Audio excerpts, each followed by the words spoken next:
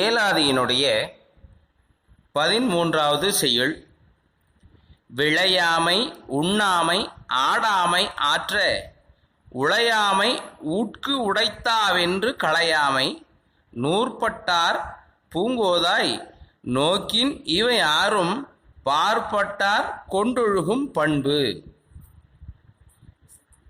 நூல் போன்ற நாரில் நிரம்பிய மலர்களை தொடுத்து அதனில் கூந்தலில் சூடிய அழகிய பெண்ணே, விளையாமை என்றால் பிறர் பொருள் மேல் விருப்பம் கொள்ளாது இருத்தல், பிறருக்கு துன்பம் விளைவிக்காமல் இருத்தல்.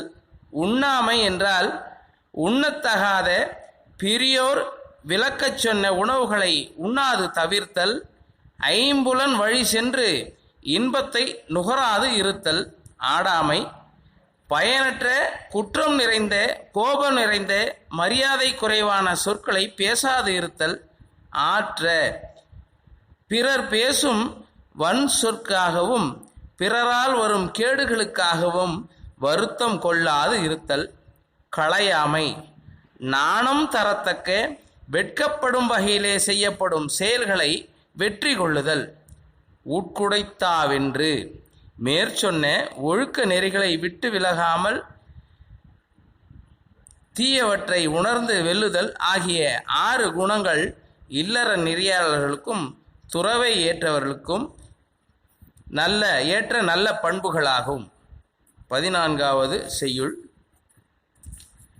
பொய்யான் புலாலொடு கள் போக்கி தீயன செய்யான் சிறியார் இனம் சேரான் வையான் கயல் உன் கண்ணாய் கருதும் கால் என்றும் அயல அயலா நூல்.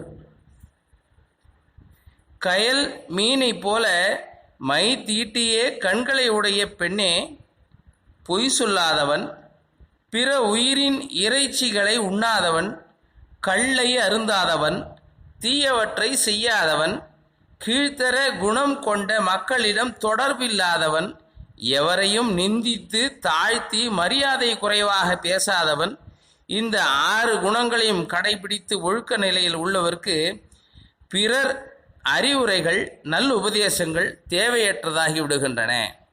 இனி அடுத்த பதிவிலே சந்திப்போம். அன்புடன் தேவ ஜெயசுந்தரன், கடலூர்.